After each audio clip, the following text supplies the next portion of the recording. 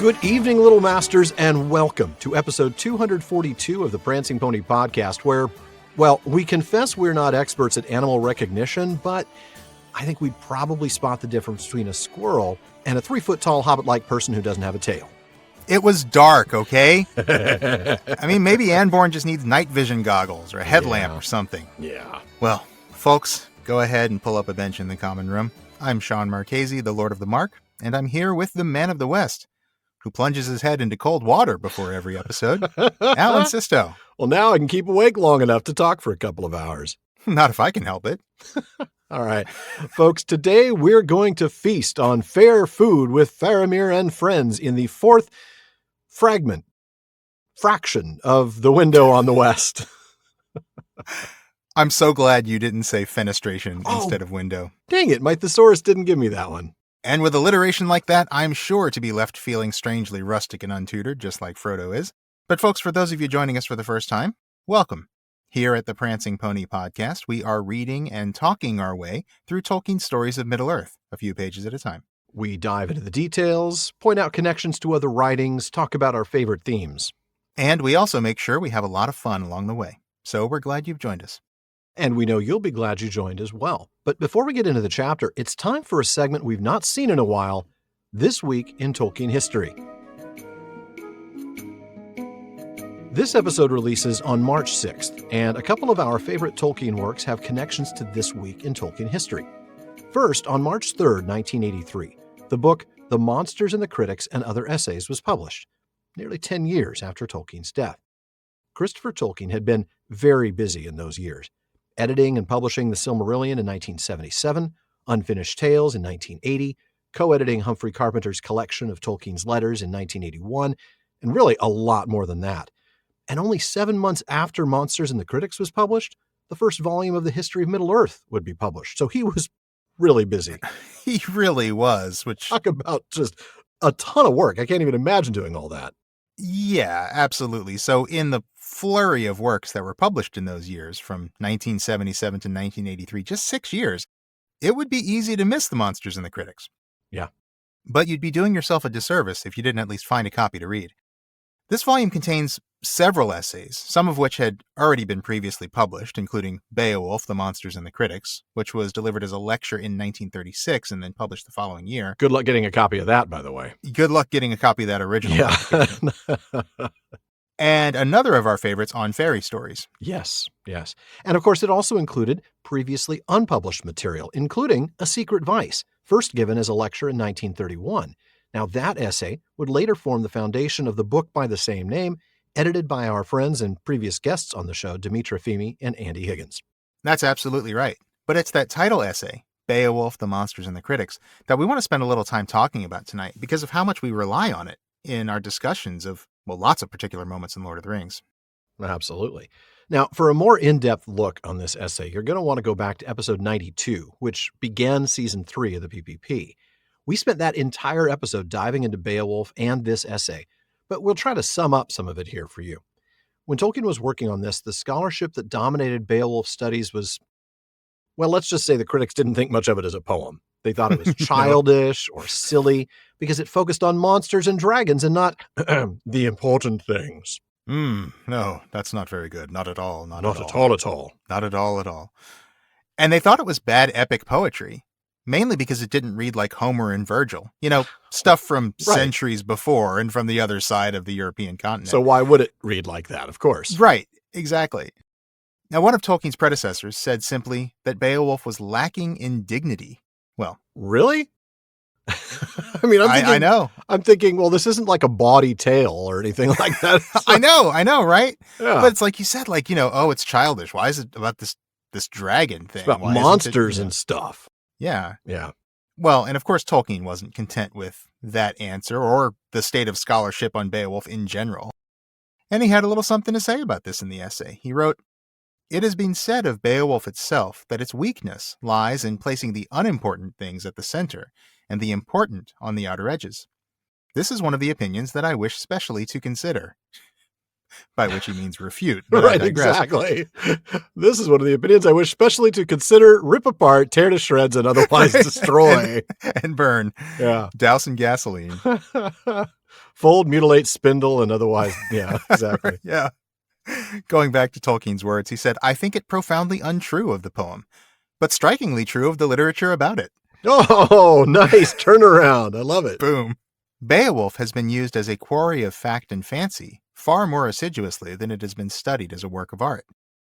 In other words, the critics are the ones missing the point because they aren't studying the poem as a poem. They're Right. looking to it for history, philology, archaeological evidence, all sorts Which of other things. it's a poem. It was never meant to convey those things. Right. And that's where we have to bring in the passage that we hope most of you have heard before and can recall.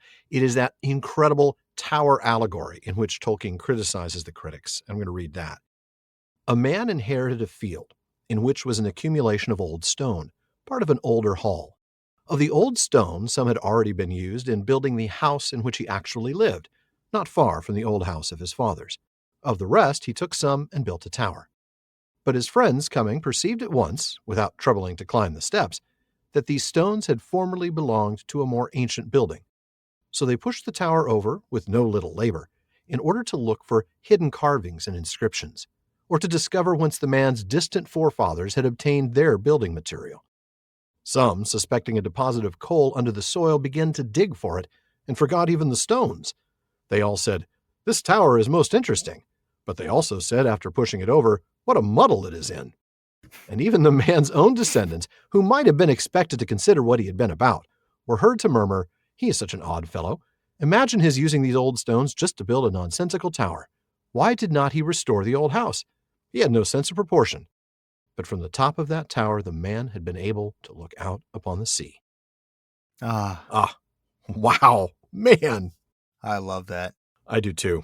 And in case you need help parsing the allegory there, Verlyn Flieger in Splintered Light breaks this down for us brilliantly. Yeah. She explains that the old stone is the myth-infused Old English language. The older hall that the stones come from is the ancient heritage of myth, legend, and history that informed the poet. Now, the house the man lives in is his modern English language, and the so-called friends who pushed the tower over and dug around are scholars and students who fail to see the importance of the tower. Well, of course, the tower is the poem itself. That's it's right. a beautiful thing to be enjoyed for its own sake. Absolutely. And boy, she really does give a tremendous analysis of that. Yeah. Read that. If you haven't read Splintered Light, read it. Now, here's the thing. We could go on and on about Beowulf, and I really would like to, but the publication of this volume in 1983 wasn't the only significant thing that happened this week in Tolkien history. And this is only an intro segment, so we can't go on forever. No. On March 8, 1939, one of the essays in the Monsters and the Critics volume, On Fairy Stories, was delivered as the Andrew Lang Lecture at the University of St. Andrews in Scotland. And I don't think we have to tell folks, at least not anybody who's been listening to us for a long time, True. that essay is so important to our understanding of Tolkien's legendarium and to fantasy literature as a whole. Yeah. So much so that we actually began this podcast with a discussion of On Fairy Stories all the way back in episode 1. More than 6 years ago. At the time, not 6 years ago when we started our show, but in 1939 when Tolkien gave the lecture, The Hobbit had only recently been released, and Tolkien had no plans to write a sequel. What we see in the essay, which of course is just an expansion of the talk, is an incredibly detailed and thorough approach to understanding what fantasy literature is and isn't. In some ways, it really represents a shift in understanding, something that we see in that change of tone between The Hobbit and The Lord of the Rings. That's right. And I remember us talking about that when we started The Lord of the Rings. Yeah. Several years ago now. I know. And Tolkien spends a lot of time defining fantasy in that essay/lecture, not just by what it is, but also what it isn't, right? Traveler's tales and science fiction and beast tales and dream stories. He says none of these are really fantasy. No.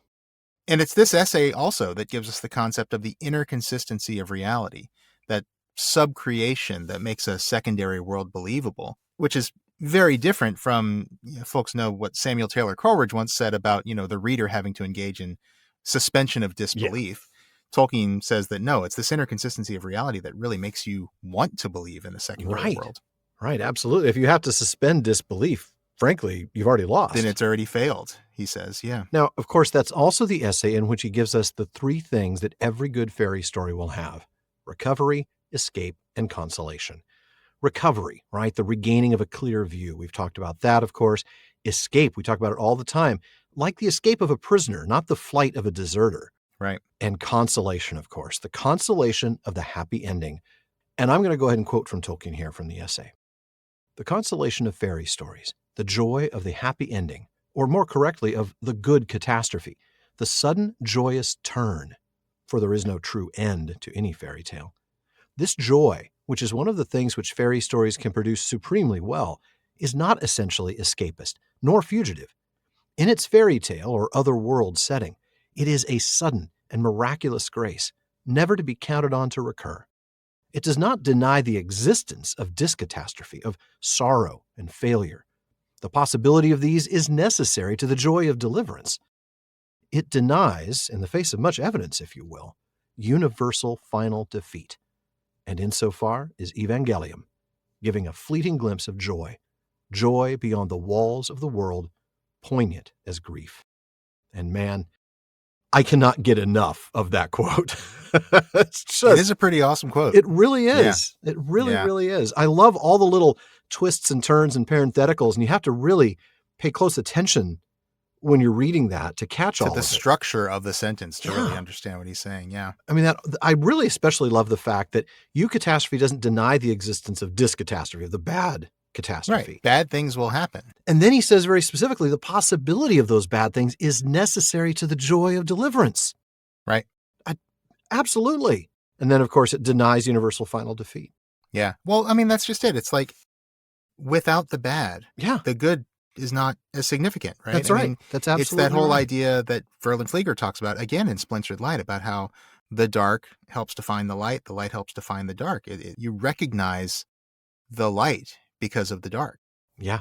It's pretty powerful. It's pretty amazing. And it is really something that came to fruition in Tolkien's writing in The Lord of the Rings, much more so than The Hobbit. Absolutely. Man, so folks, if you have not read those essays, both of them, Beowulf, Monsters and the Critics, and On Fairy Stories, do yourself a favor and go read them. Absolutely. But not yet. Stick with us through the rest of this episode. We're going to pick up where we left off last week in this beautiful place looking at, ladies and gentlemen, the backside of water. And I think we're still on the front side of water when we begin here. I know we said the backside of water last time, but aren't we on the front side? I think they're stepping on the. They're not going through the water, do they? I don't know. They turned and passed under the arch. Oh, I see what you mean. Maybe. I guess that's it. I mean, I guess that's it. It's not like they're going through the water, but I don't know. I still think of it as, well, I don't know. I don't know either. We'll try to figure it out. Perhaps we'll never know. It is some side of water, and it's a beautiful side of water. It is indeed one side, a side of water. At least by good chance we came at the right hour to reward you for your patience, said Faramir. This is the window of the sunset, Henneth Annûn, fairest of all the falls of Ithilien, land of many fountains. Few strangers have ever seen it, but there is no kingly hall behind to match it. Enter now and see. Even as he spoke, the sun sank, and the fire faded in the flowing water. They turned and passed under the low, forbidding arch.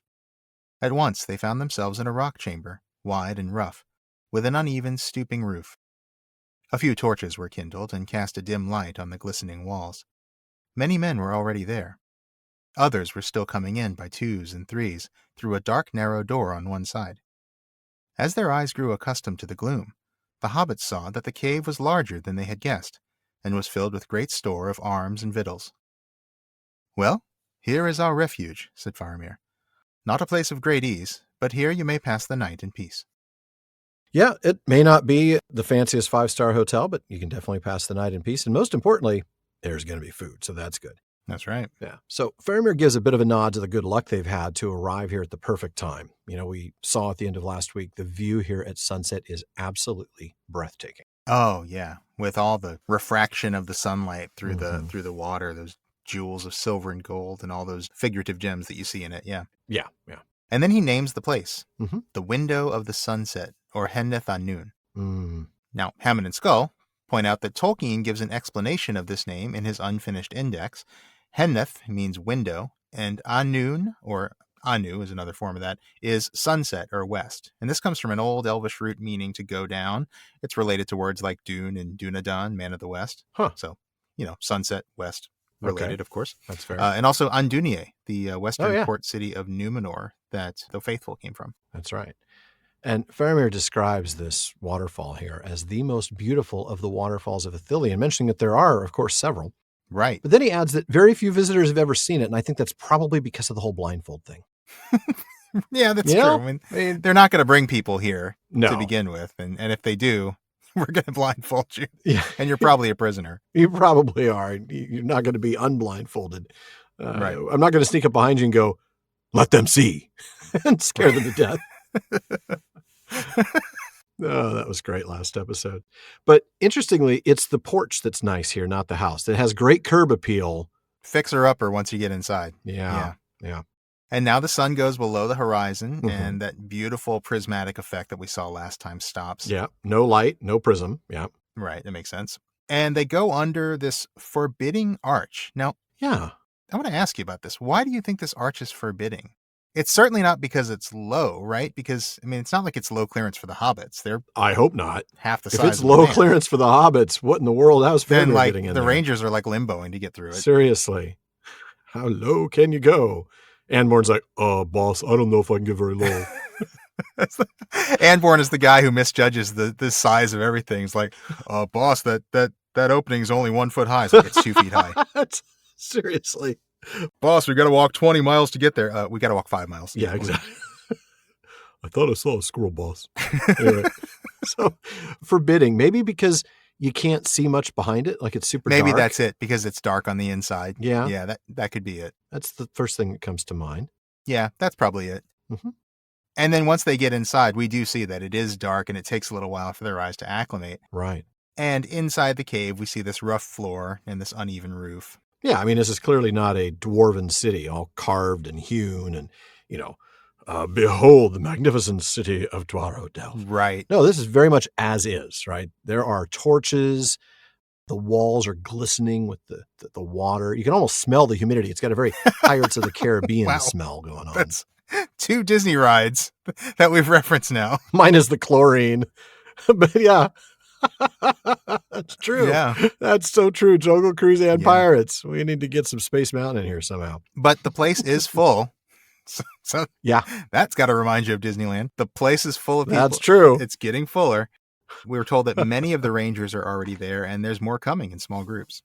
Yeah. But it is bigger than Frodo and Sam would have guessed at first. So I guess what's true about this cave? There you go. Bigger on the inside. There you go. Filled with weapons and plenty of food. Wink, wink, nudge, nudge, hobbits. Yeah. And speaking of that, Faramir calls this place their refuge. And I love that because we've been talking about refuge here and there since last season. And here we get that word used very overtly. Explicitly, that's right. And we'll see that this is very much in line with a lot of the other themes that we sometimes discuss, like escape and recovery. There's definitely some of that here. Oh, yeah. I have to say.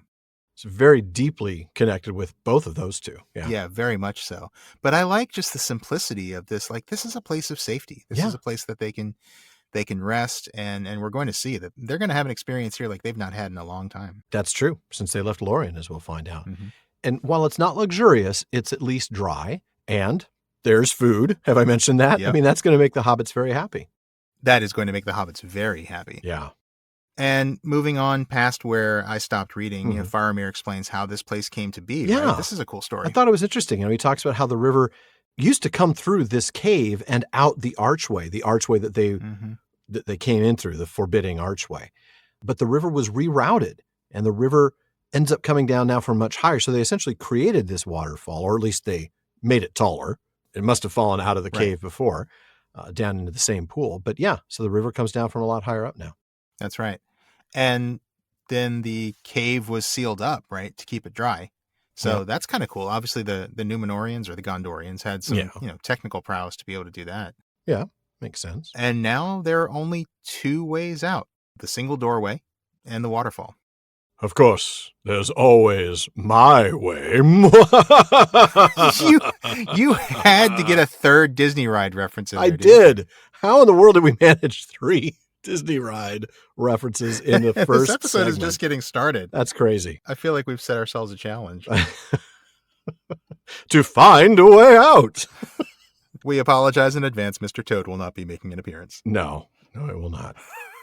That's brilliant stuff.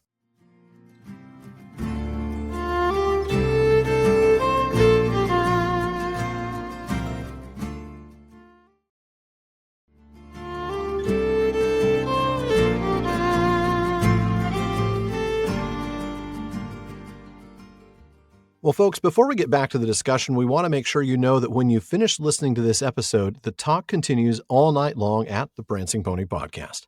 That's right. Our amazing listener community keeps the conversation going in all of our social media spaces, from our common room on Facebook to our Reddit community, Twitter, and more. Now, on Facebook, just look for the Prancing Pony Podcast and be sure to follow the page and join the group for some great discussions. And you can find us on Reddit at r/PrancingPonyPod.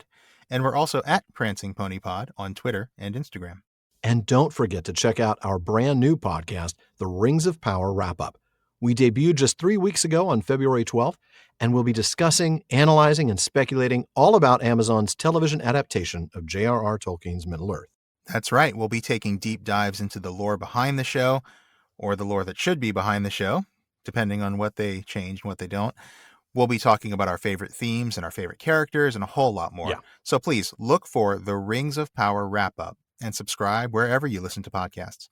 And check our social media at Rings Wrap-Up for more. And folks, if you enjoy the show, please consider supporting us by joining the Fellowship of the Podcast. When you do, you get a lot. An active Discord community, including live episode recordings. You get postscripts, episodes without digital ads, free merchandise, and a lot more. You really do get a lot more. You also get live Discord hangouts. You get a chance to be a part of our Questions After Nightfall episodes, or even join us as a guest in the North Wing. Mm-hmm. So please check out patreon.com/prancingponypod to support the show and become part of the Fellowship of the Podcast. And if you enjoy the show, you can also help us out by giving us a rating and review on Apple Podcasts. And now you can leave us a rating on Spotify as well. And please, recommend us to your friends. Now, let's go ahead and jump back into the text. Yeah. And Alan, you're going to pick us up about a couple paragraphs 2 paragraphs down. That's right. Faramir went about among the men, questioning each as he came in a soft voice. Some came back from the pursuit of the Southrons. Others, left behind as scouts near the road, came in latest. All the Southrons had been accounted for, save only the great Mumak. What happened to him, none could say. Of the enemy, no movement could be seen. Not even an orc spy was abroad. "You saw and heard nothing, Anborn?" Faramir asked of the latest comer. "Well, no, lord," said the man. "No orc, at least. But I thought I saw something a little strange. It was getting deep dusk, when the eyes make things greater than they should be, so perhaps it may have been no more than a squirrel." Sam pricked up his ears at this. "Yet if so, it was a black squirrel, and I saw no tail. 'Twas like a shadow on the ground, and it whisked behind a tree trunk when I drew nigh, and went up aloft as swift as any squirrel could. You will not have us slay wild beasts for no purpose, and it seemed no more, so I tried no arrow. It was too dark for sure shooting anyway, and the creature was gone into the gloom of the leaves in a twinkling. But I stayed for a while, for it seemed strange, and then I hastened back. I thought I heard the thing hiss at me from high above as I turned away. A large squirrel, maybe. Perhaps under the shadow of the unnamed, some of the beasts of Mirkwood are wandering hither to our woods. They have black squirrels there, 'tis said." "Perhaps," said Faramir, "but that would be an ill omen if it were so. We do not want the escapes of Mirkwood and Ithilien." Oh, Anborn. "Oh, Anborn." Please take the afternoon off and go make an appointment at Minas Tirith Optical. Seriously, we're going to have to give you another role in the the Ranger Corps here. All right. Let's get back to the beginning of that passage, all right? Or actually, before I started reading, what did we... That's right. Yeah. Before you even got to that, we started seeing, well, Frodo and Sam first are given a bed to rest on that they like. Well, the men are getting busy, right? They're setting up dinner. They're setting up tables and trestles. Now, this may be interesting to some folks. Long before IKEA, people in the Middle Ages actually had to assemble their tables at every meal. Yeah. Because basically they would just have trestles for legs, and they would just put the trestles out and then just lay a board tabletop across that. That's what we're seeing here. Is all this stuff is hung on the walls, and they're assembling the tables right here. Mm-hmm. And that's understandable, because just like a medieval house, which was often one room, this little chamber has to serve as a dining hall and a sleeping quarters, and conference room, probably, sparring room for practice. Who knows? Probably. So they're setting up the tables. They're literally setting the tables, and they're putting out the dinnerware. Which is plain but solid. I love that, by the way, the little touch in terms of the description of the Yeah. dinnerware. It's either made of clay or turned boxwood. And I just wanted to mention, we talked about that last week, that boxwood is actually the wood that they used to make boxes from. Yeah. Boxes and containers of all kinds. Yeah. Did you know what turned boxwood was? I had to look that up. Yeah, I think I did. I mean, I know you said you looked it up, but yeah, I think it just means that it had been, like turned on a lathe. Worked on a rotated. lathe, right? Exactly. Yeah. So the lathe basically provides rotation so that you can actually cut symmetrical round objects like bowls to be crafted by hand. Or I'm thinking like a goblet. When you want to have right, exactly, right, exactly. That's what turning is. But even the metal things here are simple, right? There's polished bronze for a few pieces, and there's one simple silver goblet, obviously for Faramir. That makes sense. And I really like this bit. When you started reading, we see Faramir going around talking to the men. He's getting the recon reports himself from each of the men. He's really demonstrating he's a real hands-on leader. He's talking to the men himself. He's not, it's not going up through the chain of command or anything. No, he's not Lieutenant. Go, get the reports and bring me a summary. Right. Lieutenant, go talk to the sergeant. Sergeant, go talk to the corporal. Like, it's not that. He's talking to everybody himself. Right. And it turns out that all the Southrons are accounted for, except for the Mumok. He's not answering his phone. No, he's not. It's on Do Not Disturb for sure. I'm sure. And there's no other enemy movement, no orcs or anything else like that. No, but then we get the report of one of his scouts, Anborn, who in fact did see something, but he isn't sure what. He does know it wasn't an orc. And that's probably about all he's able to really actually concretely tell us, isn't it? That's about as close as Anborn gets. It's not. Yeah, sadly, yes. And look, we're having a lot of fun at Anborn's expense. Oh, but, we are. He does acknowledge that the fact that it was getting dark may have tricked his eyes a little bit, made it seem bigger than it actually was. And he thinks, well, maybe it was just a squirrel. Now, interestingly, though, that catches Sam's attention, huh? It does, as does the next bit, no doubt, when Anborn says, well, if it was a squirrel, it was probably a black squirrel and it didn't have a tail. Okay, but doesn't that take it right out of squirrel category? I kind of think it does. Black and no tail. Maybe not. I'm fairly certain that if Anborn keeps on describing it in more detail, we're going to find out that it's something completely, it was completely different. It was an eagle or something. A tardigrade. I don't even know. I love how his guess of a squirrel is based on one simple thing: how quickly it climbed a tree. That's it. Okay, that's something. It scampers up the tree, therefore it must be a squirrel. It's hilarious. And that's something, because an eagle and a tardigrade probably wouldn't climb a tree, so he knows it's not one of those things. Probably not. Tardigrade. And then, since Faramir's orders are not to kill beasts without a reason, I like that about Faramir. That's cool. I do too, yeah. Hey, we don't do this, so I didn't shoot. There was no reason to shoot. And plus it was too dark anyway. The creature was basically gone by the time I could have shot anyway. I also would have missed because I clearly have really poor eyesight. Right. Poor Anborn. I know.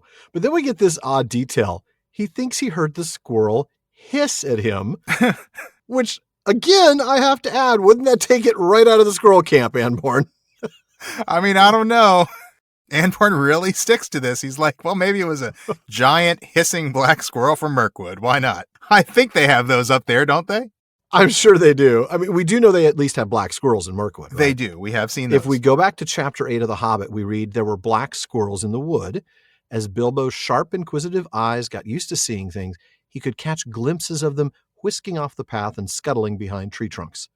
That's right. And later in that chapter, we see that they tried shooting at the squirrels, and they wasted many arrows before they managed to bring one down on the path. But when they roasted it, it proved horrible to taste, and they shot no more squirrels. But nothing in that passage suggests, by the way, that these are squirrels of unusual size. No, not at all. No. Nor that they're hissing squirrels. Nor that they are hissing squirrels. Exactly. I'm waiting for the last part of that sentence that I read earlier, that he could catch glimpses of them whisking off the path and scuttling behind tree trunks, their large bodies trying to hide behind skinny trees, right, and them hissing at the dwarves. There's nothing about that. No. Not at all. Not at all at all. Not at all at all. I have to say that Faramir, I love the way he says, perhaps. Perhaps. I could just see him now sort of kind of rolling his eyes. It's Okay, like, Anborn. okay, Anborn, sure. Whatever Perhaps. you say, man. Okay. He seems a bit skeptical. But then he does acknowledge, like, it would be a bad thing if Fleeing Beast from Mirkwood made it to Ithilien. Oh, man. And that would be bad. That would be because bad. It's not just black hissing squirrels. It's giant spiders. Yeah. And I don't know, there might be a giant spider somewhere near Ithilien. Just saying. And there's also other creatures that might have escaped from Mirkwood because the Mirkwood jails are so bad. The Mirkwood jails are really, they're just like a sieve. It's more like a suggestion than an actual jail. There's just a few signs up that say, please don't leave. Please don't leave. You are a prisoner. Don't go anywhere. Right. Enjoy your freedom. Right. So, hopefully man. it's not some escaped prisoner from Mirkwood. I don't know. No, an escaped prisoner from Mirkwood is somebody we're going to find in the next chapter. Exactly. All right. Well, we're going to go ahead and skip the rest of this paragraph, and then I'm going to have you pick up with Sam's struggles, Sean. Go ahead. Okay. Sam struggled with himself, arguing this way and that. He may be all right, he thought, and then he may not. Fair speech may hide a foul heart. He yawned. I could sleep for a week, and I'd be better for it. And what can I do if I do keep awake? Me all alone, and all these great men about? Nothing, Sam Gamgee, but you've got to keep awake all the same. And somehow he managed it. The light faded from the cave door, and the gray veil of falling water grew dim and was lost in gathering shadow. Always the sound of the water went on, never changing its note, morning or evening or night. It murmured and whispered of sleep. Sam stuck his knuckles in his eyes. Now more torches were being lit. A cask of wine was broached. Storage barrels were being opened. Men were fetching water from the fall. Some were laving their hands in basins. A wide copper bowl and a white cloth were brought to Faramir, and he washed. Wake our guests, he said, and take them water. It is time to eat. It is time to eat indeed. And boy, he's speaking the Hobbit's language right there. Oh, my goodness, is he? Yeah. Yeah. So we switched to Sam's perspective briefly for this passage. Enough to justify a separate reading, I thought. I didn't want to combine this with anything else. I think it made sense, yeah. I love that he thinks Faramir is throwing him a little sideways glance, while he's discussing the squirrel. Yeah. While he's talking about the squirrel with Anborn. That is interesting, because remember when Faramir first encountered them, he asked them about that skulking fellow, right? Oh, that's right. The one who'd given them the slip by some fox trick. Or maybe some squirrel trick. I don't know. Yes, read my mind. And I don't know. I mean, maybe this is just Sam's guilty conscience because he suspected Gollum was nearby and he didn't say anything. But right. I don't know. Maybe Faramir really did glance at them. And if he did, that's another eerily accurate guess. Faramir's a smart guy. What was that line about Farmer Maggot being able to see through a brick wall in time? Oh, yeah. Oh, no, that wasn't Maggot. Yeah. That's actually Bartleman. That's Bartleman. You're right. Yep. Yeah. Yep. Well, I don't think Faramir needs as much time. Certainly not as much as Bartleman does. No. And even, again, like we were saying a moment ago, like the fact that Gollum actually did escape Mirkwood, and Faramir cannot possibly know that, but man, that's eerily accurate. That really, really is. Yeah. Great stuff. And yet Sam stays quiet, just like he did before. Yeah. And then he and Frodo lay back and kind of watch the action, but Frodo falls asleep and Sam has his internal dialogue instead. Yeah. And this is kind of on brand for Sam, isn't it? Because he is the one who's more suspicious. He's always really watching out for Frodo. And so we see him here, acknowledging that Faramir may be a good guy, but he may not. He may not. That's right. And then he brings out this proverb of, fair speech may hide a foul heart. Which not only can you probably think of so many examples of that from the real world, but just think within the legendary. Yeah. I mean, you think something like, Sauron is Anatar, right? Or, yeah, absolutely. Or even Melkor. Yeah. Oh, poor Feanor. Yeah. It's a real shame what they did to you and your dad. And, I'm on your side. Yeah. Those Silmarils won't be safe here. Like those what? Yeah. The what now? Yeah. Yeah, fair speech and a foul heart indeed. Made me think of the line that Aragorn talks about. A servant of the enemy would look fairer and feel fouler. That's the one. Mm-hmm. So the dialogue, though, quickly shifts to Sam's own fatigue levels. He thinks he has to stay awake since Frodo's asleep, And even though he couldn't exactly defend his master against these men, he decides he's going to stay awake. I don't know why, again. Maybe just so he can see it coming if it comes. I mean, I guess, I don't know.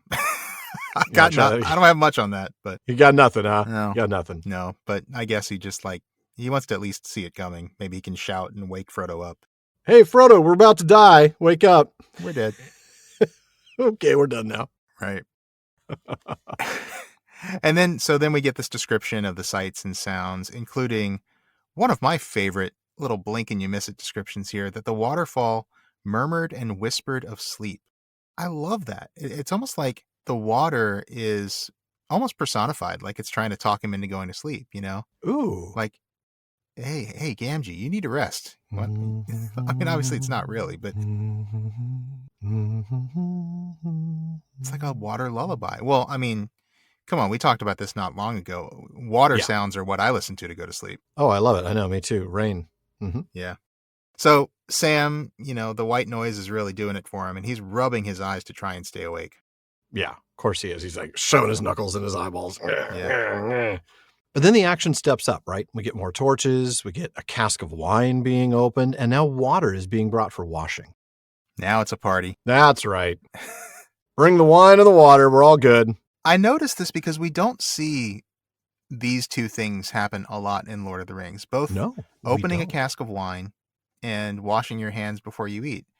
Now, do you think Tolkien's put this detail in here so that we can see how civilized the Gondorians are? Because that's kind of what I get from it. I think very, very much so. Remember, I think we talked about this in a recent episode, maybe it was a P5, about Shippey pointing out Faramir's use of the word courtesy.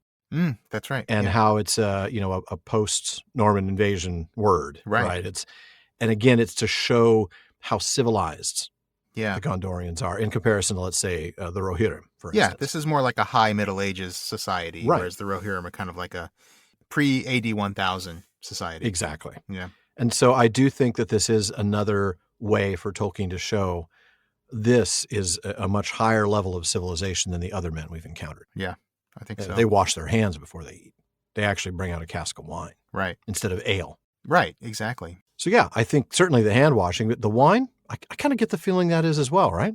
Yeah, I think so. I mean, for one thing, wine is something that you tend to drink aged, and it seems to be a mark of maybe a more civilized society. I mean, you tend to think of, well, here's another connection. You tend to think of like the Romans or the Greeks drinking wine. Oh, right. That's Whereas true. You might think of the Anglo-Saxons drinking ale. Good point. And so, yeah, maybe it's one of those things that, you're in the presence of this more kind of neoclassical society. But I also think that, the fact that they've got wine in casks probably implies that they're a little bit more settled and have been for a longer time, maybe. That's true, because you're right. It's going to take more time to age, and so they would need to have, brought these supplies over a while back. Yeah. Yeah. Certainly they plan to be here for a while. This is a permanent settlement, a permanent little hideout. Yeah, definitely. All right. So then Faramir washes up, and then he instructs his men to wake up Frodo and Sam because, hey, it's time for dinner. And like you said earlier, he may not know much about halflings, but he sure knows how to speak their language. Yes, he does. And with that, I'm going to go ahead and let you pick up right where I left off. All right. Frodo sat up and yawned and stretched. Sam, not used to being waited on, looked with some surprise at the tall man who bowed, holding a basin of water before him. "Put it on the ground, master, if you please," he said. "Easier for me and you." Then, to the astonishment and amusement of the men, he plunged his head into the cold water and splashed his neck and ears. "Is it the custom in your land to wash the head before supper?" said the man who waited on the hobbits. "No, before breakfast," said Sam. "But if you're short of sleep, cold water on the neck, it's like a rain on a wilted lettuce. There, now I can keep awake long enough to eat a bit." They were led then to seats beside Faramir, barrels covered with pelts and high enough above the benches of the men for their convenience. Before they ate, Faramir and all his men turned and faced west in a moment of silence. Faramir signed to Frodo and Sam that they should do likewise. "So we always do," he said as they sat down. "We look towards Númenor that was, and beyond to Elvenhome that is, and to that which is beyond Elvenhome and will ever be. Have you no such custom at meat?" "No," said Frodo, feeling strangely rustic and untutored. "But if we are guests, we bow to our host, and after we have eaten, we rise and thank him. That we do also, said Faramir. In other words, you rustic and untutored person, we do that too. Say grace, boy. And boy, will we get to that, because I've really carved out quite a sidebar on this whole, looking west bit. Oh, yeah. This is going to be great. Yeah. All right. Very good. So Frodo wakes up from his nap. Sam finds himself looking up at a man with a bowl of water. And this is a new experience for Sam. He's not used to being waited on. Remember. That's right. He's used to being the servant, especially when he was around Frodo and Pippin and Merry. They were all like, oh, man. Well, yeah, Pippin and Merry made sure he remembered he was the servant. Right. And then the man asks him to put the basin on the ground because it'll be easier for them both. That's right. That's right. It's really hurting to bend down this far. Please. It really is. And besides, what I'm about to do, trust me, you'll want this on the floor and not in your hands. And that's when Sam dunks his head into the water, even splashing water on his ears and neck, which, of course, surprises and then amuses the men, makes them laugh, I'm sure. Yep. The man asks, I'm sure jokingly a little bit, if this washing is a custom before the evening meal. Yeah, and Sam says, no, it's actually more of a breakfast thing. Which is it? Do you just mean taking a shower before breakfast? Because that's kind of what I think you mean. But yeah. A cold shower, apparently. Yeah. Because Sam says, hey, look, if you're tired, some cold water on the neck is helpful. I love the simile, though, like rain on a wilted lettuce. That's fantastic. I love Isn't that. it? I mean, you really get see it. that image. Yeah. Like, it makes you crisp up. Refreshes you. It absolutely does. So then Frodo and Sam are led to the table, and the men really did a good job taking care of them in terms of seating, right? They know they're going to need something a little higher. So they've got some barrels covered with pelts. And they're nice and comfortably high at the table. They didn't just pull out the yellow pages and throw them on a regular chair. Right. Yeah. They didn't put them at their own little table. They don't have like a kid's table. Oh my goodness, the kids' table. Oh, that would be hilarious. All the hobbits have to eat at the kids' table. Yeah. That's just terrible. Well, then you get the moment of silence as the men all turn west. Faramir indicating that Frodo and Sam should do the same. Yeah. And then he tells them what it is. He says that it's a threefold look to the west, right? Right. So first, they're looking to their former land that was Númenor. And then second, to the undying lands of Elvenhome, or Eldamar and Valinor. Mm-hmm. And then finally, to beyond the physical world, to the truly eternal. Beyond the circles of the world. That's right. And then he asks Frodo, well, don't you have a similar custom? At which point Frodo's feeling a little called out, like, no. Yeah, of course. But we have a custom, right? We have this formal courtesy. Yeah, they do. We're very nice to people when they host us. And Faramir's like, yeah, we do that too. And I like that. It's a small thing, but it strikes me as a significant gesture of friendship. Basically like, yeah, you're right. Because Frodo is obviously feeling uncomfortable. Like, oh wow, we don't do anything like this. And Faramir, I'm sure, is picking up on that because he's Faramir. He's very perceptive, and so he's kind of extending a token of similarity to him. Like, look, hey, we're alike. We do that too. Don't feel uncomfortable just because you don't do this particular thing. I really like that. That's a really nice gesture from Faramir. I think so. But time to dive in, huh? It really is, because this is a really, really big moment. It is. I think it's one of many people's favorite moments in the story. And it's significant if for no other reason than it's the only explicit mention of any religious ceremony in The Lord of the Rings or The Hobbit. That's right. Now, granted, there are some religious festivals and ceremonies that are either hinted at or described in the Silmarillion and Unfinished Tales. There's things like Thanksgiving feasts to Eru and so on. But theology isn't exactly obvious in the works published during Tolkien's lifetime, is it? No. And it was quite intentional. Tolkien made that very clear in letter 165. He wrote that to Houghton Mifflin in 1955. Why would he tell his publisher that? As an aside, in an article in the New York Times Book Review, there was a passage that Tolkien wasn't particularly pleased with. And he ended up sending a few notes to the publisher, few notes, quote unquote, for them to provide to those who are asking about him. Essentially, it's a treasure trove of quotes for the publisher to then give people in the press who are asking questions about Tolkien. So in this letter, which, as you can imagine, is a wonderful read in its entirety, he says this: the only criticism that annoyed me was one that it, quote, contained no religion, end quote. It is a monotheistic world of natural theology. The odd fact that there are no churches, temples, or religious rites and ceremonies is simply part of the historical climate depicted. It will be sufficiently explained if, as now seems likely, the Silmarillion and other legends of the First and Second Ages are published. I am in any case myself a Christian, but the Third Age was not a Christian world. That's right. Now, he said all that, but of course, this is a religious ceremony, Right, right. Very small one. a very small one.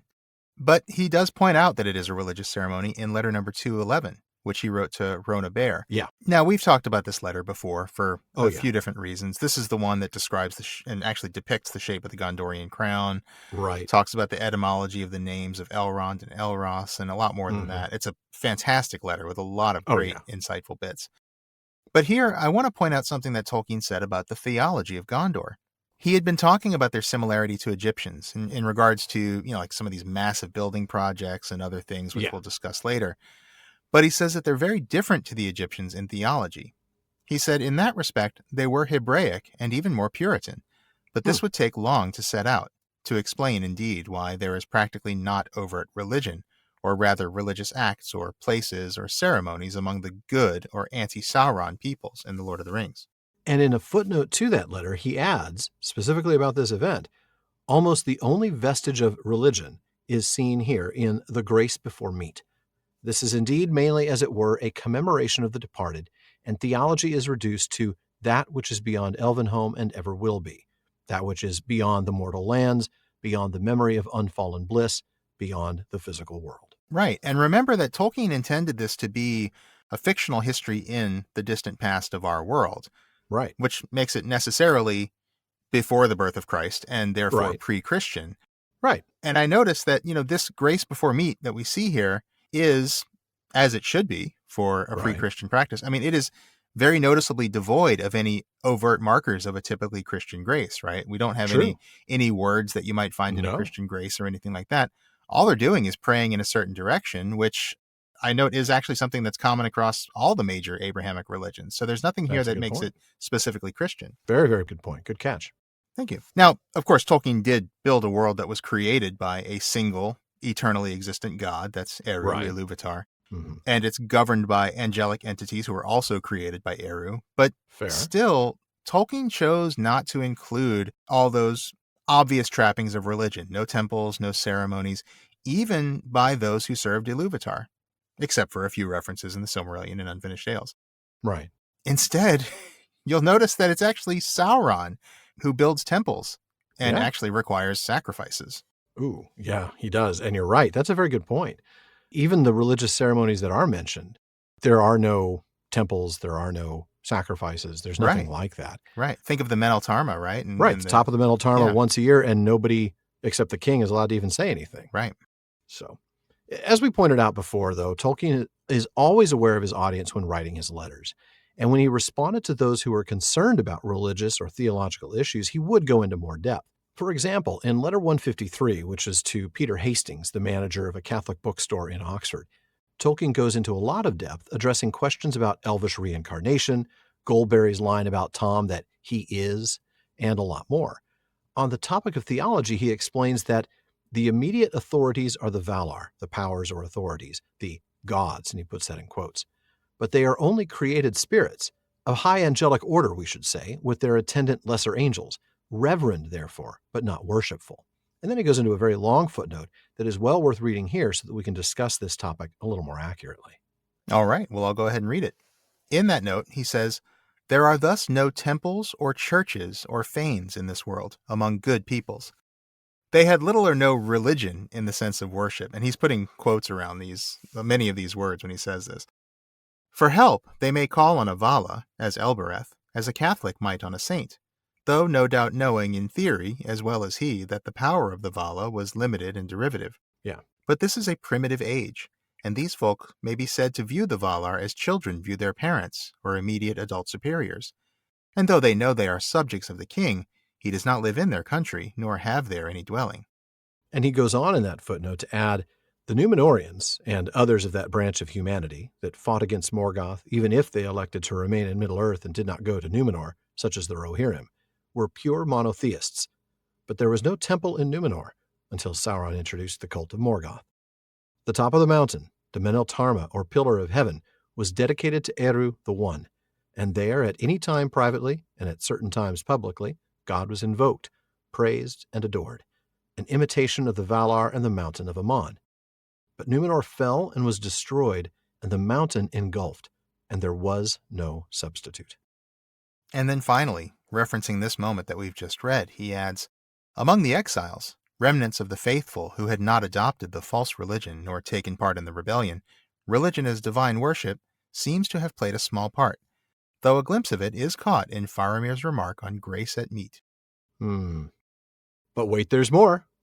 You thought we might be done, but in letter 156, now this was written to a priest and friend of the family by the name of Robert Murray, Tolkien had something else to say about this. Now, this is another amazing letter. This is the one that talks about Gandalf's resurrection, so go read the letter. Yep.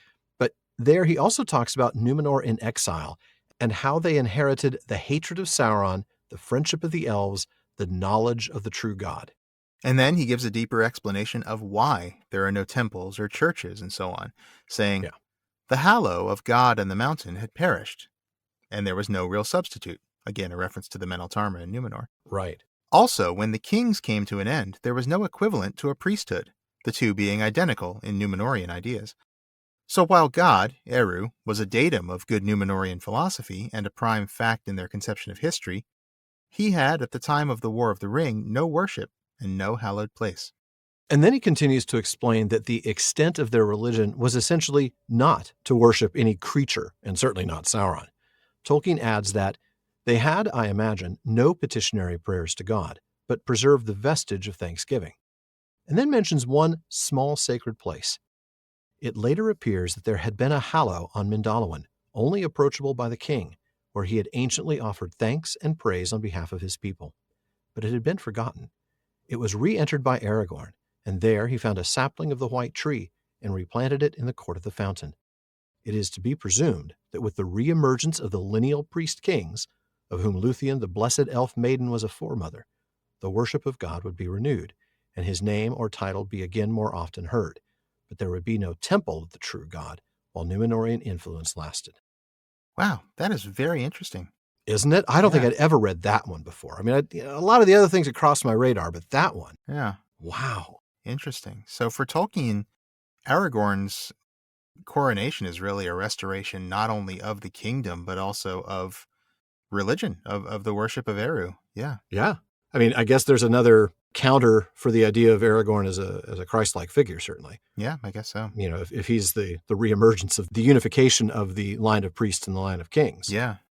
So. Very interesting. Wow. And then what he says of Lúthien the blessed elf maiden was a foremother. Mm-hmm. I don't know. I mean, I know we've talked about Galadriel as a sort of like a Marian figure, kind of like prototype, but I wonder if Lúthien might also. Interesting. Yeah, it could be. Very interesting. Yeah. Well, so much there. And thank you for letting us engage in a very, very long sidebar. We hope you found it really helpful, really insightful. A very fun one. And this is such a unique moment in the book that I think it's worth really spending some time to talk about. Yeah, I do too. So, well, I'm going to have you skip the next paragraph and then pick up with Faramir inviting Frodo to spill all his secrets. All right. When all was done, Faramir led them to a recess at the back of the cave, partly screened by curtains, and a chair and 2 stools were brought there. A little earthenware lamp burned in a niche. "You may soon desire to sleep," he said, "and especially good Samwise, who would not close his eyes before he ate, whether for fear of blunting the edge of a noble hunger, or for fear of me, I do not know. But it is not good to sleep too soon after meat, and that following a fast. Let us talk a while. On your journey from Rivendell there must have been many things to tell. And you too would perhaps wish to learn something of us and the lands where you now are. Tell me of Boromir, my brother, and of old Mithrandir, and of the fair people of Lothlorien." Frodo no longer felt sleepy, and he was willing to talk. But though the food and wine had put him at his ease, he had not lost all his caution. Sam was beaming and humming to himself, but when Frodo spoke, he was at first content to listen, only occasionally venturing to make an exclamation of agreement.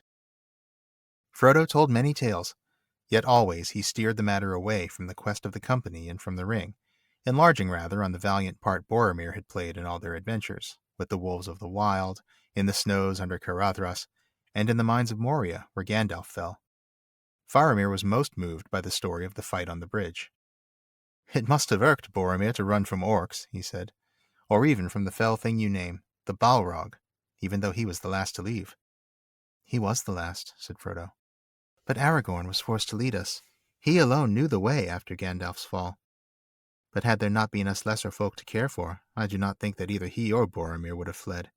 Maybe it would have been better had Boromir fallen there with Mithrandir, said Faramir, and not gone on to the fate that waited above the falls of Rauros. Maybe. All right, well, let's go back to the paragraph before you read. So the food is like a feast to Frodo and Sam, right? I mean, it's simple food, but man, is it far superior to what they've had, well, for weeks now. And the hobbits did feast upon the pale yellow wine, and bread, and butter, and salted meats, and dried fruits, and good red cheese. And breakfast cereals, and fruit bats. Skip a bit, brother. Gladly. It was so good that they not only had seconds, but they had thirds, but they didn't have fifths. No, because they didn't have fifths. There's not that much food here, man. No, that's There's not a larder cave hidden somewhere. Thou shalt count to 3. Oh, I didn't get that. 3 to the 5. I didn't get that. That's why they didn't get That's to the amazing. fifths, That's man. so fantastic. You got that right past me. I love it. Swing and a miss. Yep. Just a bit outside. Yeah. But then we get this bit about the wine that I just love. You know, we're told that the wine coursed in their veins and tired limbs. And as this happened, they're gladdened and they feel an ease of heart, a lightening of the burden. Yeah. Oh, man. And they haven't felt like this since leaving Lorien. And let's talk about that. That's like 3 weeks ago. They left Lorien on February 16th, and it's now March 7th. Yeah. That's a long time. Yeah, and this is just like the most comfortable and at ease they've been. Yeah. Oh, it's got to feel so good. It really must. It must. And now it's time for a little private chat with Faramir, right? He takes them to an area near the back of the cave where they can speak privately. A little VIP room here at the Henneth Annûn. Yep. So he points out, look, you guys are probably going to want to sleep soon. I mean, after a meal like that, who wouldn't?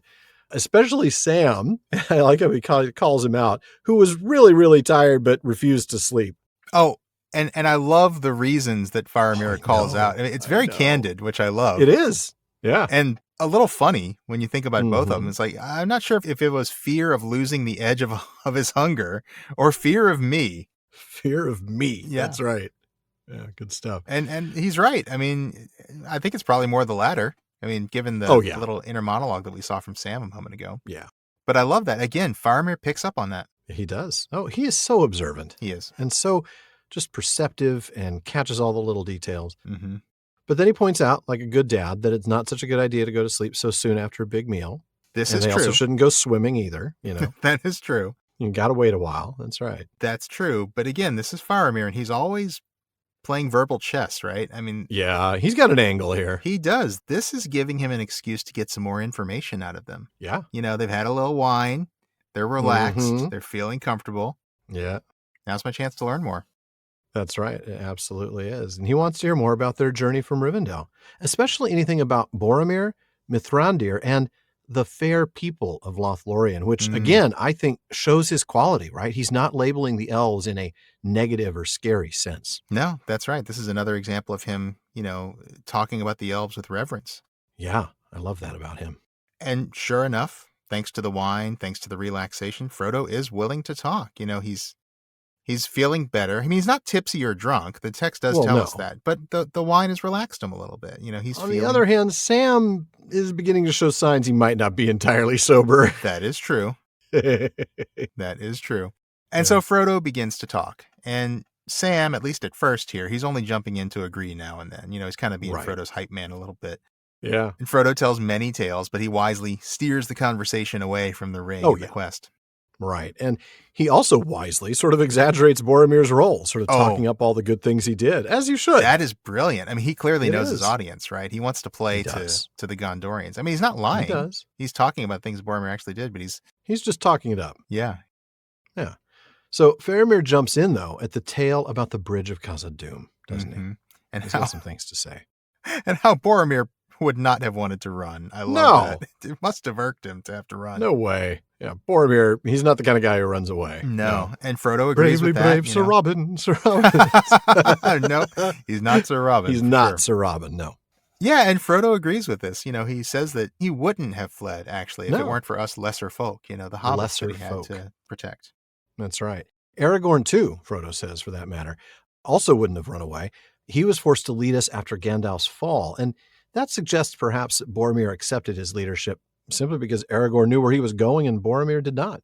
That could be. Yeah, it may not have been some, great acceptance of the fact that he was meant to be king, but just like, well, you're the guy who knows where we're going, so. By the way, I should point out an aside.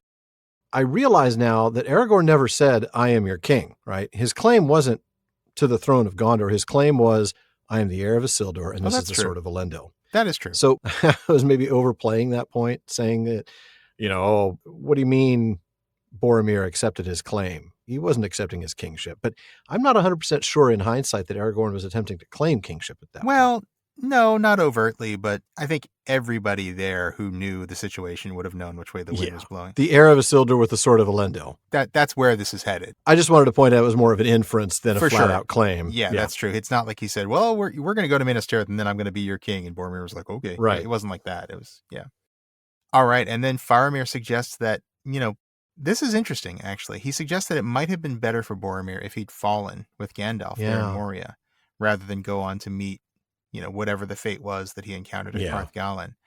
This is interesting. I think we need to talk about this. It is. I think it is interesting and definitely worth talking about. Sure, from Faramir's perspective, knowing that Boromir died at Parthgalen and knowing that, he didn't see through this mission. For him, of course, maybe it would have been better. We know better, though, don't we? We do. We definitely know better. If Boromir had fallen with Gandalf, nothing would have come of that. It wouldn't have furthered anything. It wouldn't have accomplished anything. Right.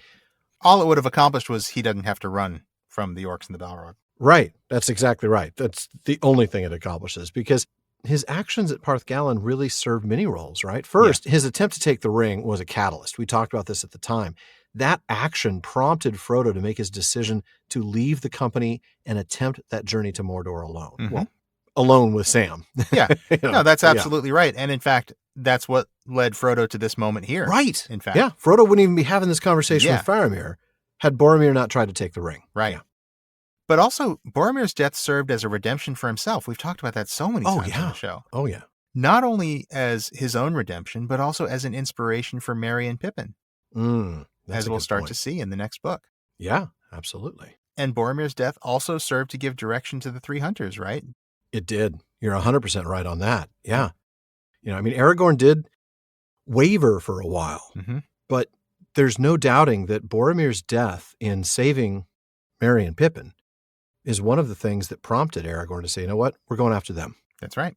We're going after them. Boromir will not have done this in vain. We're going to go make sure they're okay. Absolutely right. That's how Aragorn got his groove back as a leader. Absolutely it is. Yeah, 100%. And all I can do now is see him, and I know that this isn't done in the books, but this is a brilliant movie moment when he's taking Boromir's the bracer. vambrace, right? Or gauntlet. That's just a vambrace, right? Is it a vambrace or a bracer? A bracer. I think it's a bracer. Yeah, I know. But yeah, I think it's just the bracer. But he takes that bracer and he puts it on, and you see him kind of cinching it tight. And there's the emblem, the tree, and it's just such a moment. Yeah. And I think that's really this thing where Aragorn finally makes his decision, and he's making his decision in part because of what Boromir did. So yeah, Faramir can be forgiven for not understanding this because he doesn't know all the facts yet. Right. But it would not have been better for Boromir. It would absolutely not have been better. Yeah. And it also would not have been better for the rest of the Fellowship. No, that's true. Absolutely true. All right. Well, this is going to take us to the last reading of the day, and you are going to pick up in the middle of Frodo's dialogue, actually. I just read the first word. You're going to pick up there and then take us to the end of the episode. All right. But tell me now of your own fortunes, said Frodo, turning the matter aside once again. For I would learn more of Minas Ithil and Osgiliath, and Minas Tirith the long-enduring. What hope have you for that city in your long war? What hope have we? Said Faramir. It is long since we had any hope. The sword of Elendil, if it returns indeed, may rekindle it. But I do not think that it will do more than put off the evil day, unless other help unlooked for also comes, from elves or men. For the enemy increases and we decrease. We are a failing people, a springless autumn. The men of Númenor were settled far and wide on the shores and seaward regions of the great lands, but for the most part they fell into evils and follies. Many became enamored of the darkness and the black arts. Some were given over wholly to idleness and ease, and some fought among themselves, until they were conquered in their weakness by the wild men. It is not said that evil arts were ever practiced in Gondor, or that the Nameless One was ever named in honor there. And the old wisdom and beauty brought out of the west remained long in the realm of the sons of Elendil the Fair, and they linger there still. Yet even so it was Gondor that brought about its own decay, falling by degrees into dotage, and thinking that the enemy was asleep, who was only banished, not destroyed. Death was ever present, because the Númenóreans still, as they had in their old kingdom, and so lost it, hungered after endless life unchanging. Kings made tombs more splendid than houses of the living, and counted old names in the rolls of their descent dearer than the names of sons. Childless lords sat in aged halls musing on heraldry. In secret chambers, withered men compounded strong elixirs, or in high, cold towers asked questions of the stars. And the last king of the line of Anarion had no heir. And we're going to stop there Alrighty for then. this episode. Yeah. This history of Númenor. Oh, Yeah. And we're going to have a lot to say about that. we are. Yeah, we are. Let's go back to the conversation. They've just been talking about maybe it would have been better if Boromir had fallen there in Moria. Yeah. Frodo just kind of dismisses it. Maybe, but then he turns the tables and then he asks Faramir to tell some stories. He wants to learn more about Minas Ithil, which of course we know better as Minas Morgul. Right. He wants to know about Osgiliath and Minas Tirith. Mm-hmm. And he specifically, I really like this, he specifically asks about hope. What hope do you have for your city? What hope do you have for that city? Yeah. I love that moment, because talk about dealing with hope and despair for the last few weeks, right? Mm-hmm. I mean, ever since he went off by himself with Sam, he's dealt with this combination, this back and forth between hope and despair, being hopeful that he might accomplish his mission, but despairing that he will certainly die in the attempt. Yeah. So much hope and despair. And he kind of wants to gauge where Faramir's standing, doesn't he? He does. And I think he also might be just kind of reaching for any hope that he can find, right? Yeah. Maybe if Faramir has some hope. Right. Your hope can be my hope. I can hang on to that. Maybe that'll lift me up a little bit. Yeah. I think it also might be a way to see what's another way of seeing Faramir's character. That's interesting too. Yeah. Is this a person who despairs, or is this a person who hopes? Yeah, maybe so. And maybe he's also trying to gauge a bit more about whether he's like Boromir or how much like Boromir he is, Boromir's hope would have been, we hope to find a mighty weapon that we can use to defeat We hope in the Sauron. power of the ring. Right. Yeah. Yeah. Whereas Faramir's answer is probably going to be very different to Boromir's. He might say, well, I hope that the spirit of Númenor will endure, something like that. So yeah, I think you're right. I really like the idea that this could be a way to gauge Faramir's character a little bit.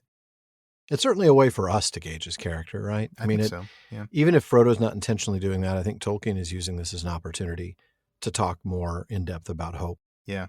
So Faramir acknowledges, look, it has been a very long time since we've had hope. We're headed in the wrong direction. We're facing off against this enemy who could defeat them, rather handily. Oh, yeah. And he even thinks that the hope that the Sword of Elendil would offer, and there is hope in that, would just be temporary. It would just stave off the final outcome. That's just it. It might be a brief hope. It might be hope for a little extra time. But very Beowulfian there, isn't it? It is, yeah. It's just going to put off the evil day unless some other help, unlooked for, also comes. Unless a eucatastrophe. Yeah, that's right. Right. I mean, we've got Circle of Light and eucatastrophe right there. That's absolutely right. Yeah. And we know that that's eucatastrophe. It can never be relied upon. You don't know when it's coming. No. It is, by very definition, it is help unlooked for. Mm-hmm. And then he explains why. Look, we are on the losing side of this equation. He says our forces are shrinking, Sauron's are growing. And this is not only very Beowulfian and very medieval in that sense, but it's also kind of showing us that theme of decline that we sometimes see. It's just like, we're not what we used to be. I mean, Gondor is not, the great nation that it used to be, right? It is. No, they're not the world power, not the dominating force in the hemisphere. No. Right. Exactly. It doesn't have the strength militarily or culturally even. Like he says, we are a failing people, a springless autumn, which is a really sad thing to hear, isn't it? Fairly bleak. Yeah. Makes me think a little bit of Lothlorien, Yeah. The way she talks about spring. Yeah, I think it's a good point. And then he goes into a history of Oh, the men of Numenor here in Middle-earth, kind of. right. And it all kind of starts from this place of like, look, this is what we used to be, right? Yeah. This is where we came from. So let's talk a little bit about this. We will. And we split up the passage, by the way we did, because when we pick up next week, it's where we are now as opposed to how we got here. Right. So, right now we're going to be looking at the history of Numenor, and next week we'll talk about the present of Numenor. But for now, just to make it real clear, when he talks about the Great Lands, he is speaking specifically about Middle-earth. And to support that, I want to go back to Akallabeth in the Silmarillion, where we read about the voyages of the men of Numenor, that the Dunedain came at times to the shores of the Great Lands, and they took pity on the forsaken world of Middle-earth. And the lords of Numenor set foot again upon the western shores in the dark years of men, and none yet dared to withstand them. And in The War of the Ring, that's History of Middle-earth, Volume 8, Christopher Tolkien says of Faramir's use of the term Great Lands here that this survival of old usage remains at this place in the Two Towers. Its only occurrence in The Lord of the Rings, which I did not realize until we looked into this. I remember seeing it before, but I didn't realize that it's only here in Lord of the Rings. That's right. Christopher Tolkien says, at a subsequent occurrence of Great Lands in this chapter, Two Towers has Middle-earth, suggesting that its appearance in the first passage was an oversight. Maybe Tolkien went back and changed Great Lands to Middle-earth later on, but he missed it here, right? I think that's what he's saying. Yeah, he missed one occurrence of it. But like Hammond and Skull point out in the Reader's Companion, Faramir's usage of Great Lands contradicts nothing and is a part of the flavor of Faramir's speech. Well said. Absolutely. Yeah, I love it. agree. It's really nice. It adds to the depth of the world, I think. It had some flavor, no doubt about it. Yeah. So going back to the history, while men spread out in Middle-earth, Faramir says they fell into evils and follies. That's right. Some of them becoming enamored of the darkness and the black arts. Ooh. While others were just lazy. Yeah, that'd been me. I would have been that guy. The lazy one? I would have been, whatever. I'm not doing that. Yeah. Yeah. Hey, Alan, you want to come do some black arts? No. Nah, I'm too fine. busy. I want to watch some TV. I got some TV to watch. There's a new series that dropped. I want to binge. Yeah. And then others were contentious. And then he says that, many of these were then defeated by lesser men, wild men. Yeah. And then he distinguishes the rest of the men of Numenor in Middle-earth from those that founded Gondor. So he's just talked about what happens with the diaspora, if you will. But that's not what happened in Gondor. There's no evidence that the evil arts were practiced there. No evidence that Sauron was ever worshipped. I think that's what he means when he says named in honor. I'm sure, yeah. But he doesn't just give the negatives, right? He talks about what they did do. The old wisdom and beauty from the West remained and still does. That's right. And that makes me think of that line from last week's episode about how he would want Minas Tirith loved for her ancientry and her wisdom. And her present wisdom. Yeah. And that's exactly what that phrase makes me think of right there. Yeah, no, that's a good catch. But even though the men of Gondor didn't turn to evil, like some of the other Númenóreans did, and even though there was old wisdom and beauty there, they still brought about their own decay. Faramir tells us they fell into a feebleness, a weakness. Dotage is the word he used here, which is basically the noun associated with the word dotard, somebody who's old and weak. And he says this is caused by a mistaken belief that the enemy was asleep. I like that. And I knew that I wanted to spend some time there, but then I happened to read something in Hammond and Skull that, they saw right through it. I didn't even need to do any analysis. They did it for me. They made a really interesting observation on this point. They said, Tolkien may have had in mind the failure in the 1930s of various countries to act against the growing power of Hitler and Nazi Germany until it was too late to avoid war. The enemy was asleep, not defeated, asleep. And, they let this thing happen. Given what we talked about regarding Faramir's love of Minas Tirith, but not of empire. Yeah. Given his love of what war protects, but not love of war itself. This analysis makes some sense. So hat tip to them. It absolutely does. And that's a great catch. I'm glad you found that in Hammond and Skull. And, it's one of those things where it's like, we're not saying it's allegory. It's not that, Mordor or Sauron always represents Nazi Germany or Hitler. It's just... No, it's not a one-to-one representation. Right. It's just that Tolkien, like any writer, was influenced by things that were going on around him. And he saw in this something that was relevant or applicable to the story he was writing. And, he could have been thinking of that. Absolutely. I think it makes absolute sense. And then going back to the text, we get this reminder of the Númenóreans' obsession with endless life unchanging. Man, did we talk about this back in Yeah, we season 1.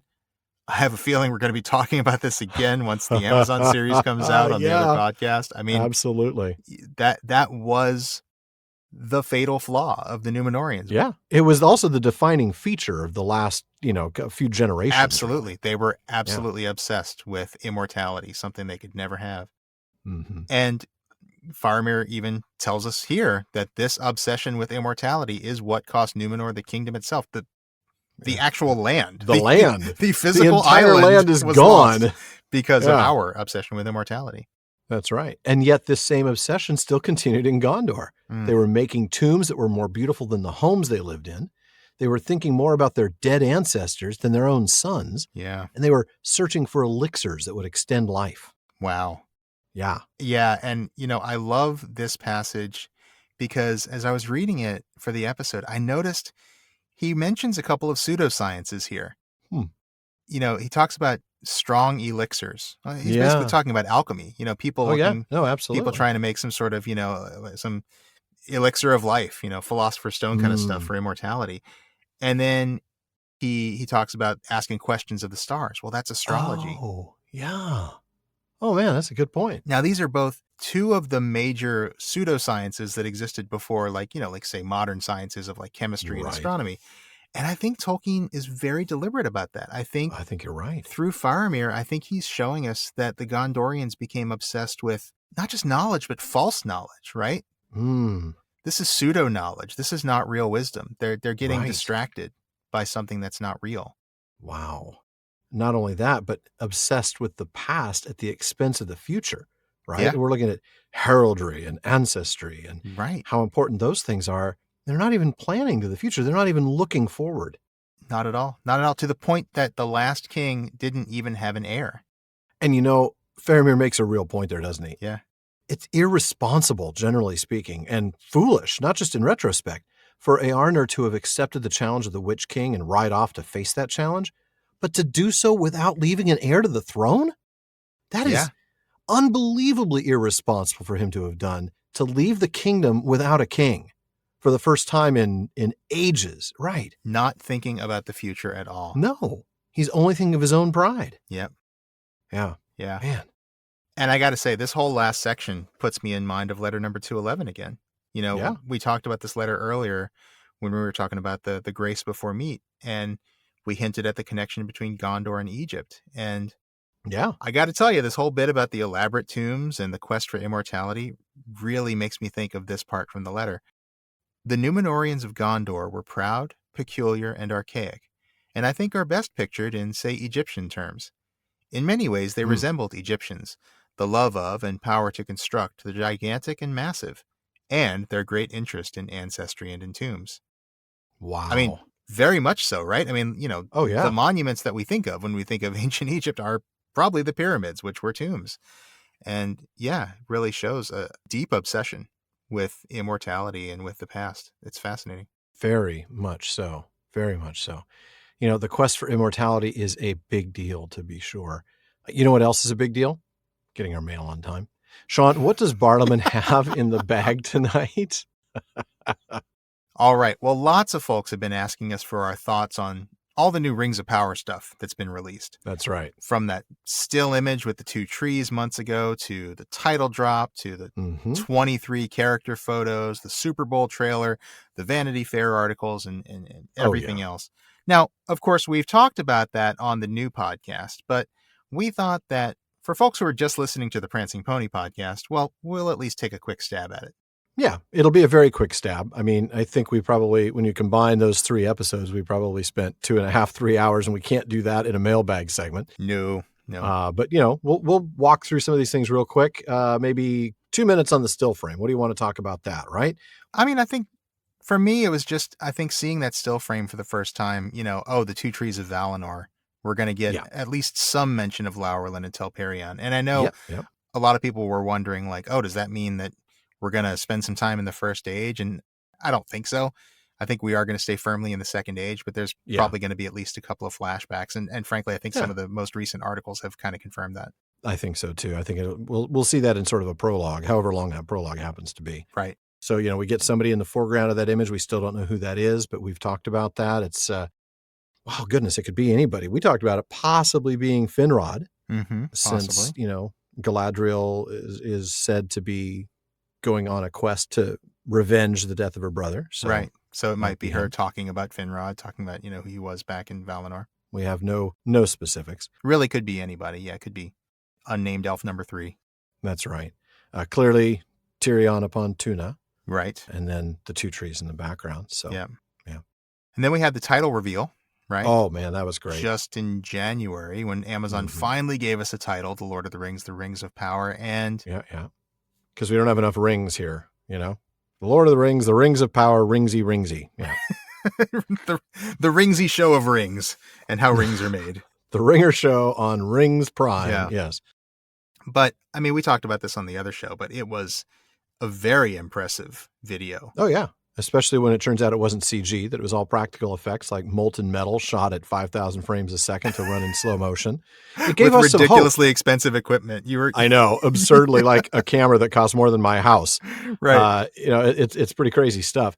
But I think it gave us some hope, didn't it? That if they're going to put that much effort and time and skill into some practical effects instead of just farming it out to some FX house, that gave us some hope that they're going to be doing something, pretty amazing with Absolutely. the show itself. Maybe.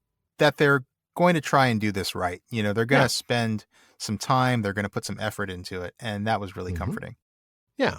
And then we got those character images, right? We're not going to be able to go through all 23 of them here, maybe 5 seconds on each one. No, we'll talk about some of them briefly, right? I mean, we've gotten some confirmation of who some of them are. I think there's some really cool stuff there. We know that Durin the Fourth and Princess Disa and yeah. And we know we've got Elrond in there. We know we've got Galadriel in there with that amazing dagger with the 2 trees on the pommel. Oh, so cool with the Telperion and Laurelin references in the dagger. Yeah. We've got somebody who we thought might be Gil-galad. It turns out it is Gil-galad. Well, you thought it was Gil-galad. I thought it might have been Celebrimbor because he was so blingy. I was trying to give you a little credit for kind of going along with me, but no. Yeah, broken clock right twice a day. That was me.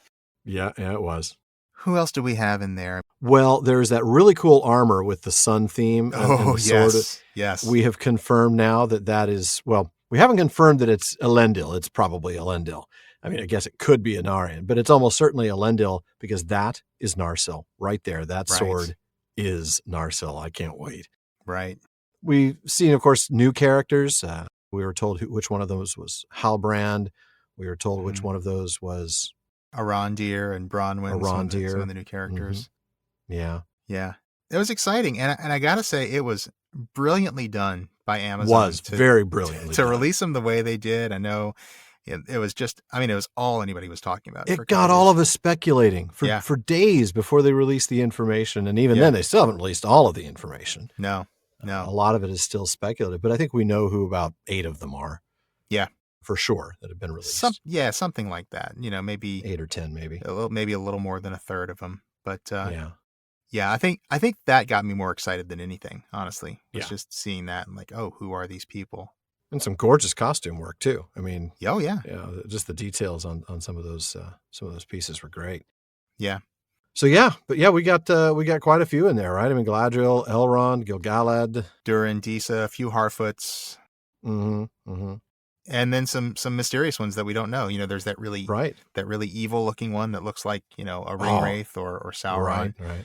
With the armor. And then we got the witch from Snow White that showed up. The witch from Snow White, yeah.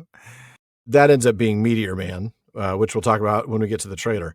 But the Vanity Fair article came out before the trailer did, and there were just some really good things there, right? We got a summary of the core of the story. One of the showrunners explaining that it's the story of the creation of the Rings of Power, where they came from and what they did to each of those races. Yeah. I really liked a lot of what was in that Vanity Fair article. I mean, it made me feel, well, first of all, it was nice for them to confirm what they actually have access to, right? Yeah. They confirmed that more in the follow-up, the questions and answers thing, which you're right. We talked about. You're right. 3. They did. I'm still thinking of the little audio thing that they did on Twitter right around the same time the Vanity Fair article came out, because they did talk about it there. But you're right. They didn't actually confirm it in writing until later.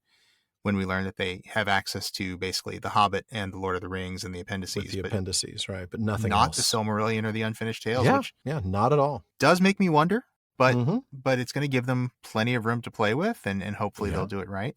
Well, we do know that one thing they're going to do right is they're going to keep it family friendly might be a stretch, but they're not going Games of Thrones on us here. They said specifically they want to make a show for everyone, for kids who are 11, 12, and 13, even if it is sometimes a little too scary. That was encouraging. Yeah, definitely. I really like that.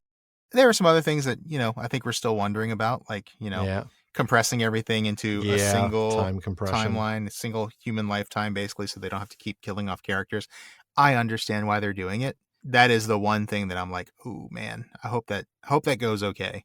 But but again, I have felt from reading the Vanity Fair article and listening to some of the Vanity Fair journalists talking on Twitter, I feel like the showrunners really are Tolkien fans, and they are really trying to do this right. Yeah, it does seem like they have a knowledge and a love for the work, and that does give me some hope. We also, of course, learned in that article that they are going to have, for sure, Harfoots, basically proto-hobbits, if you will. Right. And that was neat. Kind of being a little cagey about, they're not really hobbits, they're Harfoots, but everybody in the Tolkien community is like, come on, they're totally hobbits. Come on. Harfoots are one of the 3 breeds of hobbits. They're hobbits. They're hobbits. We know they're hobbits, and it's okay. Yeah. We're okay with it being hobbits. And what's also interesting is that they have cast a very diverse cast. Yeah. Not everybody is, lily white. And they talked about that very specifically. They said it felt natural to us that an adaptation of Tolkien's work would reflect what the world actually looks like because, as this executive producer said, Tolkien's for everyone. His stories are about his fictional races doing their best work when they leave the isolation of their own cultures and come together. And absolutely. I think that was something we were very pleased to hear. Yeah. We get to see a black woman playing a dwarf princess. Mm-hmm. We get to see a Puerto Rican guy playing one of the Sylvan elves. Sylvan elf, yeah. Sir Lenny Henry is one of the Harfoots, a fantastic actor. He's going to be great in that. Yeah. I think it's great. I'm excited about it, and I think that I am too. It is very true to Tolkien. Thematically. It's, in the way that it's about fictional races coming together, people of different cultures. I think that is very true to Tolkien thematically. I mean, we talked about this back in episode 114, where we were talking about race, and we talked about, while that was an incomplete discussion about race, and we ended up revisiting it in 192, but I mean, we talked about in that first episode that that's ultimately what Tolkien is about people kind of overcoming their differences and working together to defeat evil. And I think we're going to see that. That's absolutely right. And then came the trailer, right? Oh, yeah. Oh, boy. We spent a little time on that. We did. We kind of went through a shot-by-shot analysis. For that, folks, I would strongly recommend you go check out episode 2 of the Rings of Power wrap-up. Yeah. We're not going to do that here. We're just going to say that we saw a few really cool things, right? We saw the harbor of probably Romenna there at Numenor. We saw Galadriel climbing some mountains. Turns out she's in Foreshell. Goodness, what else did we see that was pretty amazing? I mean, we saw Gil-galad. We saw what we think is Lindon. Yep. We saw a guy stepping out of a burning meteor crater. Meteor Man. Yep. Yeah. Major Tom is what I was going to keep calling him there because I'd like that to be Tom, but I hope it's not Tom Bombadil. I want Tom Bombadil. Oh no, I hope it's not either. But I mean, but I just I know. I'm virtually certain it's either going to be the kind version of Sauron or it's going to be some early proto wizard or something like that. Yeah, I don't know. Proto wizard is probably where I'm leaning. I think some of the hints that have been dropped in some of the articles seem to be leaning in that direction. But no, we saw a lot of really cool stuff. I mean, it was a teaser. It didn't really give us a whole lot. Didn't give us much at all. But what we saw was pretty exciting. I'm looking forward to seeing Galadriel in action a little bit. Kind of seeing her as kind of this warrior princess that we're going to see. I like seeing Elrond in there. We only get like one really quick shot of Elrond, I think. But yeah. And it looks like he's with the dwarves at that particular point. But we'll get into that later. Yeah. So I think overall we really saw some interesting things, but clearly it's not all been laid out for us yet. There's still plenty of room for speculation. There's also plenty of room for what I would call cautious optimism. Mm-hmm. We're kind of striking a balance here ourselves because, a lot of our community is excited for the show and a lot of our community is trepidatious about the show and a lot of our community is absolutely terrified of the show. Yeah. And a lot of people are just not going to bother to watch it. That's right. And there's room for all of you here. Yeah, I mean, obviously, if you're not going to watch it, you're probably not going to listen to the second podcast. That's fine. Right. Yeah. But, we understand. We understand the hesitancy. We understand the reluctance to expect good things from this, especially in light of, shall we say, the last Jackson films, The Hobbit. Yeah. I think it's unfair to judge the new series based on Jackson's Hobbit, because it's not. Yeah, there may not be a giant 10-story tall melting gold dwarf. And if there isn't, we shall be glad. Right. I will be very glad. I'll be very glad. If there is one, I shall be very disappointed.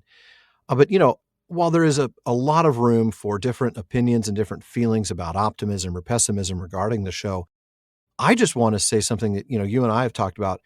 There isn't any room for racism about it. No. We've seen that on the internet, and we have been disgusted by that. It is absolutely disgusting. I'm so saddened to see so many, frankly, orcs in the Tolkien community come out and say really nasty things about people of color who are portraying dwarves and elves and Harfoots and such. It's just, that's something we're not going to be dealing with. It is disgusting. And I know that they're a small minority of the community, and I'm glad. I don't think they're present in our community. I really want to say I don't think they are. No, I don't think they're present in our community. Yeah. But, the Tolkien community online, we get into a lot of Facebook groups and things like that. And, we do see some of it. And it's just disgusting. And to me, it's just, not only is it just personally kind of sickening, but it's like, have you even read the books and seriously and understand? Have you thought through the themes? Yeah. The essential message of hope and togetherness that these books are about. And I think that's what the showrunners are going for. And and like you said, I mean, that is the one thing we're not going to be tolerating in any of our communities is correct. Is that kind of talk. Yeah. Go ahead and criticize changes that are being made. Go ahead and talk about how things differ from the core of the original. Go ahead and criticize, but not racism. Not that. We're not going to have that. That's correct. Absolutely. Well, there's our short synopsis. I think we managed to do it in under 15 minutes. That's short. I think we did. Yeah. Considering we spent probably 3 hours on those topics in the first 3 episodes of the show. Yeah. Well, we had room to, stretch out and make ourselves comfortable. Yeah, we did. And again, I know we already said this, but some of you have already heard this on the new podcast that we've launched. And, again, some of you probably aren't even planning to watch the new series, but folks have been asking Barliman for our thoughts. We've gotten quite a few emails on this. We've gotten quite a few Facebook messages and messages other places. So Barliman asked us to answer it here, at least as briefly as we could. Yeah. And I'll just go ahead and throw out one more reminder that if you are interested in the Rings of Power, do go check out the other show if you haven't already. Yeah. The Rings of Power Wrap-Up. It's available wherever you listen to the PPP, and subscribe to catch the latest episode. Please do. Whether you are or are not planning to watch the new series, know that from this point on, we're going to be keeping the Prancing Pony podcast focused on the books. And that's good because there's a lot more book to talk about. Boy, there sure is. But be sure to join us again next week when Sam learns he should really keep his mouth shut, especially if he's had a drink or two. Yeah. It's a good thing Faramir is as noble as he seems. Oh, it is. Now, we want to take a moment to thank the team that helps make this show better. Our research assistants, along with our Barliman, Becca Davis, producer Jordan Rennells, social media manager Casey Hilsey, event and Patreon community coordinator Katie McKenna, and website guru Phil Dean. And speaking of the website, please be sure to visit us there at theprancingponypodcast.com. We've got show notes, hilarious outtakes, Prancing Pony ponderings, and our online storefront where you can get all sorts of PPP merch. And you're definitely going to want to check out our library page. You know that we love the books here at the Prancing Pony Podcast, and we've provided links for you to get nearly every book we mention on the show. And we do get a few pennies from the purchases you make there, so we thank you. Now, we do want to thank some more really important people, our patrons at the Kierdan's contribution tier. I'm going to start with DeMay in Alaska, James in Virginia, Tamsin in Minnesota, Chad in Texas, Lance in New Jersey, Paul in Colorado, Jerry in Texas, Bruce in California, Mario in Utah, Seth in Texas, B in California, Joseph in Texas, Kathy from North Carolina, and Lori from Washington. And then we have Carlos in California, Brian from the UK, Ned from Connecticut, Jerry from Washington, Joe in Washington, Erwin from the Netherlands, Hal from Washington, D.C., Lise in Switzerland, Dylan in Australia, Ben in Minnesota, Anthony in Texas, Dorwin in Michigan, Karen in the UK, and James in Florida. Thank you all so very much for your support. Thank you. And folks, please be sure you don't miss any episodes of the Prancing Pony Podcast. Subscribe to the show through Apple Podcasts, Spotify, or your favorite podcast app, whatever it is. That's right. And one last thing, as always, don't forget to send your thoughts, comments, and most of all, your customs at meet to barliman@theprancingponypodcast.com. And if you want a chance to have your actual voice heard, you can send us audio of you asking your question by visiting podinbox.com/prancingponypod and record your question for us. Just make sure to still send the question to Barliman as well, okay? Yeah. Now, Barliman's a lot more reliable lately, but we do get a lot of mail, so we'll get to you as soon as we can, and your question or comment may be featured on a future episode. As always, this has been far too short a time to spend amongst such excellent and admirable listeners. But until next time, farewell, friends.